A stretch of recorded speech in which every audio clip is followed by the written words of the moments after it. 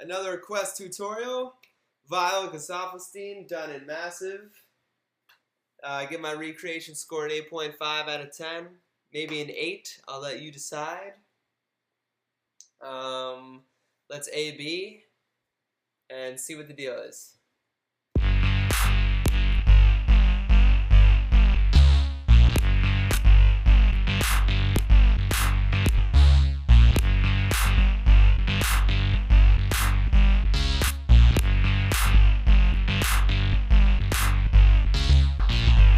And then I have this other variation here.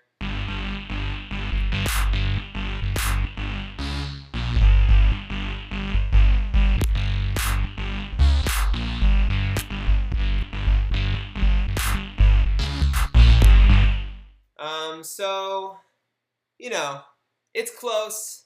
It's not perfect, but it's close enough that, you take it home, you mess with it, you can end up with a cool patch of your own to use in like your own crazy techno songs. So let's just get into it. You only need massive. We're not going to be using anything Ableton related.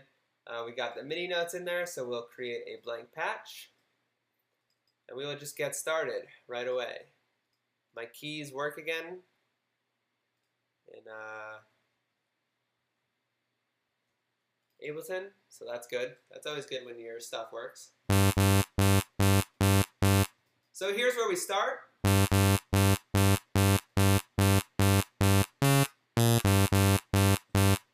And where I'm going to start is I'm going to head over to the amplitude envelope and just create a really short kind of like spike, so to speak. So we have this like spike in amplitude that kind of like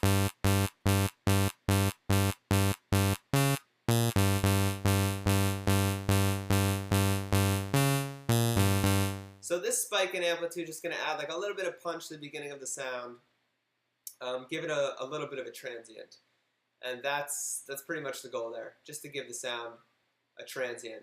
So then we're going to head over to the oscillator section, and for the oscillators, you could just stick with the saw. I went with the sync saw waveform. It sounded a little bit different in my ears, but that's probably not true. I was also experimenting with sync in the sound, but it's not a part of the sound either. So you don't really have to do anything to this oscillator yet. You just need a straight saw wave here, and that's it for right now. It's going to come into play because we're about to bring in oscillator 2 here, and I'm going to load up, the VA sync again. This time I'm going to put in a pulse wave, no sync though. And now oscillator 1 is going to come into play because we're going to adjust the amplitude relationship between these two oscillators. So oscillator 1 is going to be a little bit louder than oscillator 2. So oscillator 1 right here, we're going to put it right, like if it's pointing right below the A. And oscillator 2, we're going to put that bad boy a little bit below it. So oscillator 1 is going to be a little bit louder than oscillator 2. Oscillator 2's main function, however, is to engage the double octave spread, which is a term that I probably made up, that just says we have two oscillators that are an octave away from each other. So if we listen to it now,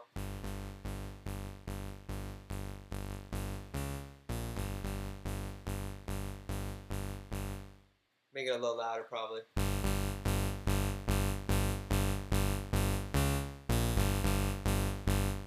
You get that mix of the saw and the square, and it's just like a classic sounding kind of shindig here. We're also just, for future proofing what's going on here, we're going to put both of these into filter 1 because we're only going to be using filter 1, and we're just going to do it that way.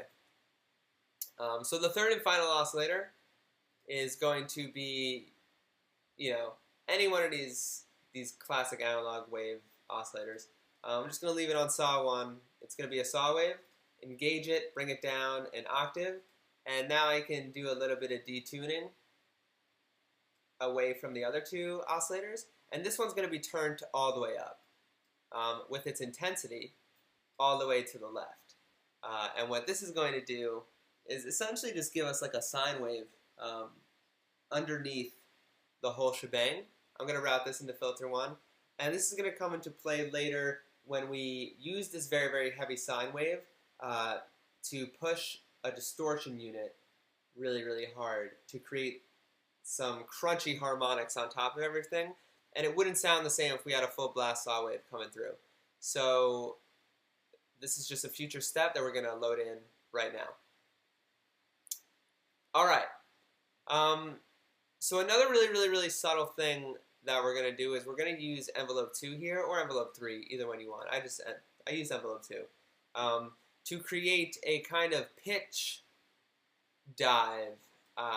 Really, really subtle. It's like a classic Gesaffelstein-ish move to do this kind of thing. And this envelope right here, I just adjusted the ADSR levels, the S in this case, and I'm going to put it on both my oscillator 1 and oscillator 2, and I should probably do it to oscillator 3 as well. And it's going to jump down a semitone over a very long period of time.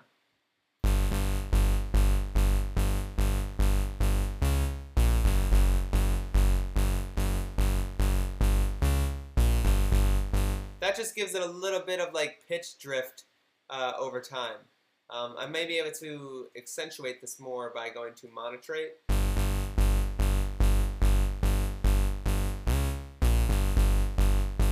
But if I do that, I definitely want to go over to this oscillator tab and turn all of this stuff off. No glide.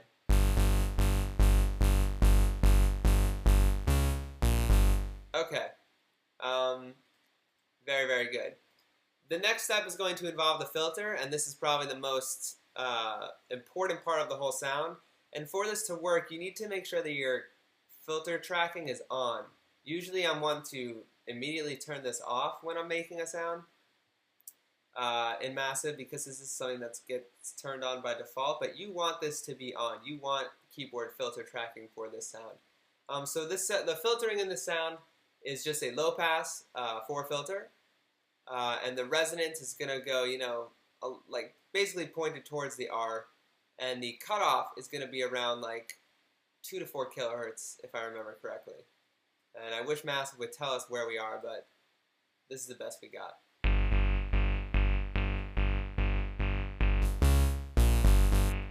So that's just going to create a nice, like, weird slopey curve that peaks right around here. And that's what really gives this sound its timbre. This filter right here, it's pretty important. And we want the filter tracking on because you'll notice that the peak will move with the sound. It'll move depending on the note, and we want that. That gives the sound a sampled kind of feel, actually. So if we were to sample, and Gesaffelstein might have done this with his original patch, I haven't tried it. But if you sample this tone with the filter resonance where it is, and then you put that in a sampler and you play it around the keyboard, the filter resonance will move with it and give it that cool sampled quality. And it's super fucking awesome, and I should try it out.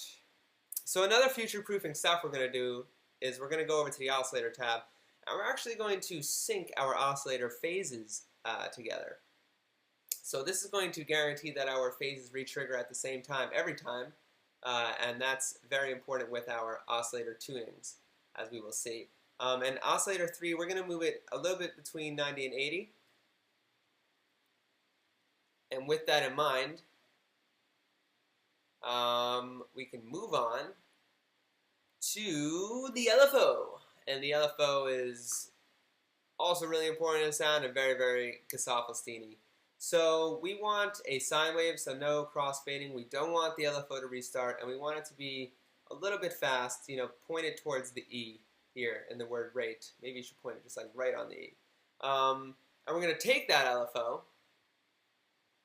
and we're going to put it into oscillator 1 and give it a nice gentle modulation of 20. And what this is going to do is going to give it a very kind of old school, vintagey, unstable kind of vibe, because the pitch is going to be slowly traversing through different notes, essentially, this top pitch. And this is a huge thing that Gesaffelstein and a lot of other lo-fi kind of nostalgic producers do to their sounds, and you should do to your sounds. because it adds a lot of character and liveliness to the sound itself. So now we're going to get this.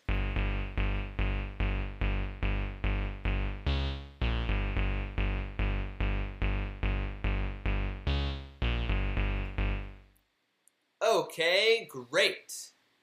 Great, great, great. The next thing we can do now that we have our filter in place is we can make sure that on the routing tab, our insert effect is after the filter, because what we're going to do is we're going to run this whole filter shebang through a parabolic shaper, and we're going to leave it just the way it is. We're going to turn it on.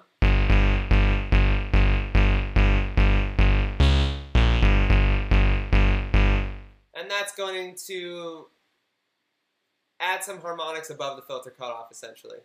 So if we turn it off, you'll see we kind of have the steep curve here. We're going to turn on the shaper now. We get a volume increase, but more importantly, we get some extra harmonics above the filter frequency cutoff to not make the sound so dark. After we have the distortion going, we can head over to the effects tab and get our mono chorus. So, you know, chorus, that classic detune effect. Why don't we use Massive's detuning system, or do some more detuning between the oscillators, yada, yada, yada. Because chorus has a distinct sound, and chorus is a sound that was found on hardware units when hardware units couldn't do unison and all that fancy digital stuff that we can do now. So it has a unique sound and character, and Gesaffelstein tracks, to me, have that old schoolish kind of vibe, so we use old schoolish kind of effects. And the only thing that we need to do here, really, to get the sound that I had, is just turn the depth down a little bit.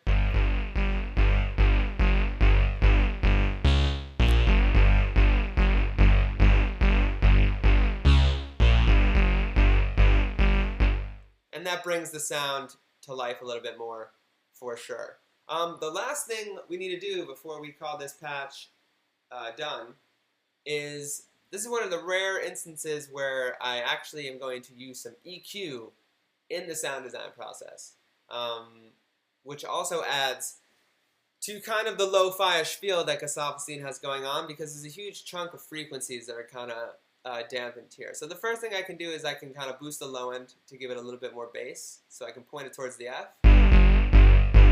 And now here's the kicker. I need to scoop out a bunch of the mid-range here.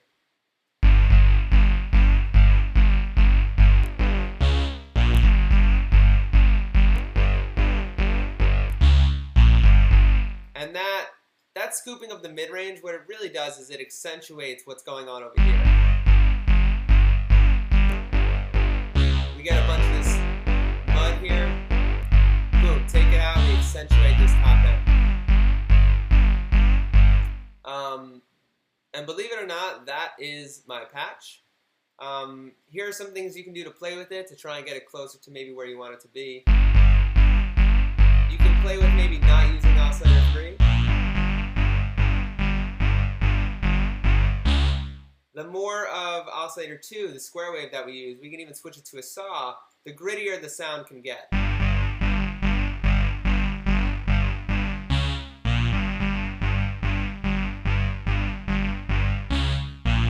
These really subtle changes here can add that kind of low-end buzziness to it. And this you can adjust to taste, pretty much.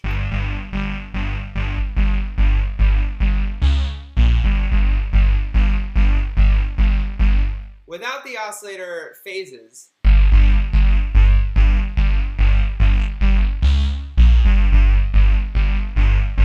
there's a lot of phasing happening between the oscillators, and it can detract from the timbre that you're trying to achieve on a consistent basis. So you can actually play with that via the oscillator phases here, which is what I did. And then you get a much more consistent tone across time.